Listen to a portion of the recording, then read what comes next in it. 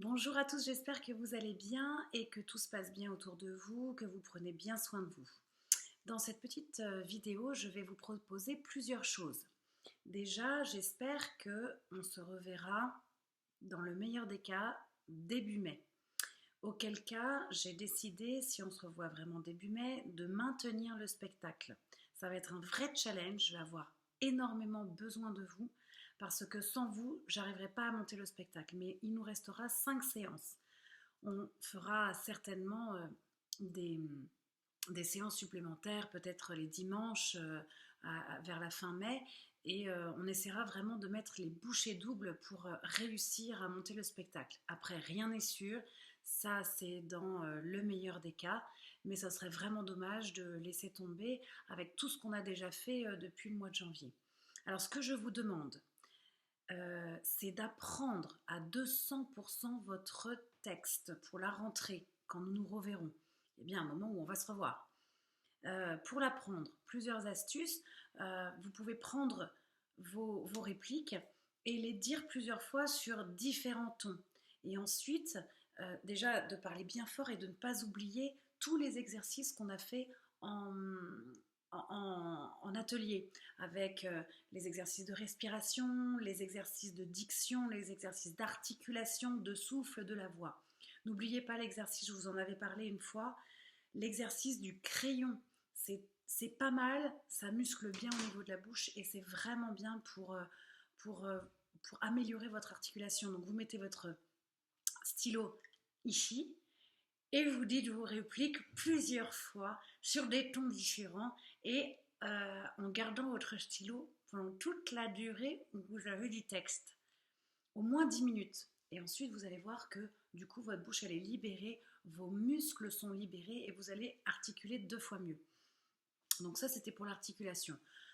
Si vous avez quelqu'un qui peut vous faire la réplique chez vous, un petit frère, une petite soeur, une grande soeur, une tante, un oncle, le papa, maman, qui vous voulez, c'est super parce qu'au moins vous avez quelqu'un qui vous donne la réplique, donc vous savez exactement quand est-ce que vous devez parler.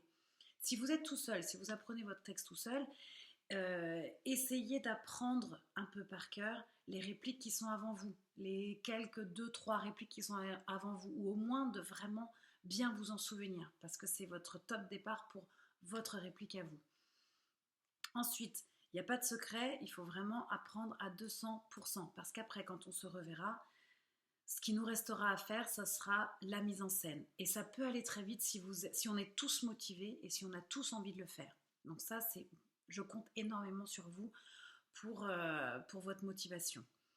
Donc ça, c'était les petites astuces. N'oubliez pas le crayon, l'articulation. Et pour la mémoire, répétition, répétition, comme quand vous apprenez une poésie ou des paroles de chansons.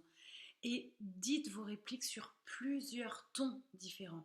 Et après, par rapport à la cohérence du texte, vous choisirez le ton qui va le mieux, d'accord? Et obligez-vous à parler très fort, à porter la voix très loin. Donc ça, c'est en ce qui concerne l'apprentissage du texte. Maintenant, je vais vous proposer un petit challenge.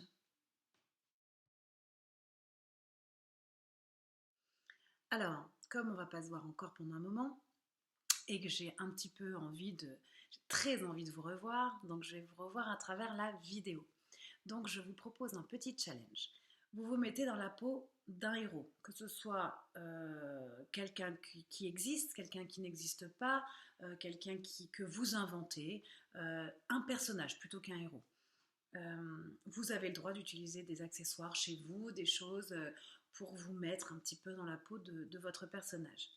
Et on va se servir un petit peu de cette ambiance de confinement qu'on a en ce moment, c'est-à-dire que vous allez mettre votre personnage dans un lieu où il ne peut pas sortir de ce lieu. Alors ça peut être un ascenseur, ça peut être une cave, ça peut être même une île déserte dans le sens où il ne peut pas s'échapper de cette île déserte. Donc il y a cette espèce d'enfermement de votre personnage parce qu'il n'a pas le choix, il ne peut que rester dans cet endroit que vous allez choisir et dans lequel vous allez vous imaginer. Et dans cette vidéo que vous allez faire, donc par le biais d'un ordinateur, un téléphone, une tablette, ce que vous voulez, cette vidéo doit faire à peu près entre 15 et 30 secondes, pas plus, pas plus. Pas 10 secondes non plus parce que c'est un peu juste, mais entre 15 et 30 secondes, ça sera parfait.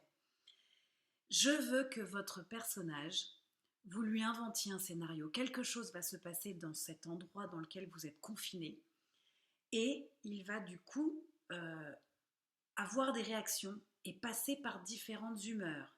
Alors c'est sûr que dans le confinement, on a un peu l'angoisse, on va avoir peut-être l'espoir quand si quelque chose se passe, et peut-être la colère, le, le dégoût de quelque chose en cohérence avec ce que vous avez choisi.